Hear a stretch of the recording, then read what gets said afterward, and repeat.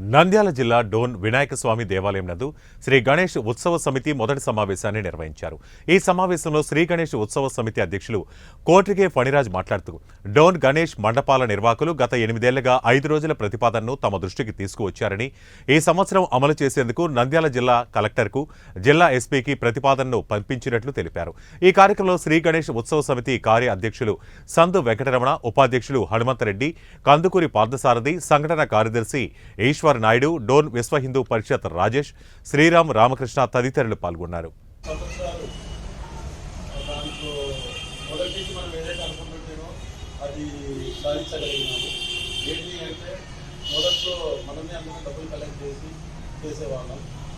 But జిల్లా సభ్యులు వాళ్ళందరూ వచ్చేసి ఎటువంటి బస్సు డిలే కాదు, గవర్నమెంటే కండక్ట్ చేసే మాట కావాలని చెప్తూ వచ్చేవాళ్ళు. బట్ ఏంటంటే అప్పుడు అనివార్య కారణం వల్ల చేయలేకపోతుంది. బట్ పైన 3 సంవత్సరాలు గవర్నమెంట్ తరఫునే కండక్ట్ చేయడం, ఆర్గనైజ్ చేయడం అనేది శుభపరిణామం మనం చెప్పుకోవాలి. బట్ కొన్ని ప్లస్లు ఉన్నాయి, కొన్ని మైనస్లు ఉన్నాయి, సహజం అది.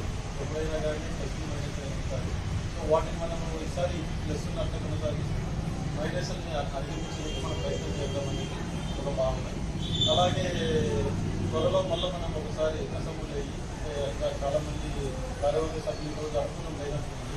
సో ఒక్కొక్కరికి ఫోన్ చేసి కష్టంగా వీటి మళ్ళీ ఒకసారి రేపు నంద్యాలలో ఇప్పుడు మనది నంద్యాల జిల్లాలో నంద్యాల మీటింగ్ అనేది ఏర్పాటు చేస్తున్నారు జిల్లా కార్యవర్గ సభ్యులు.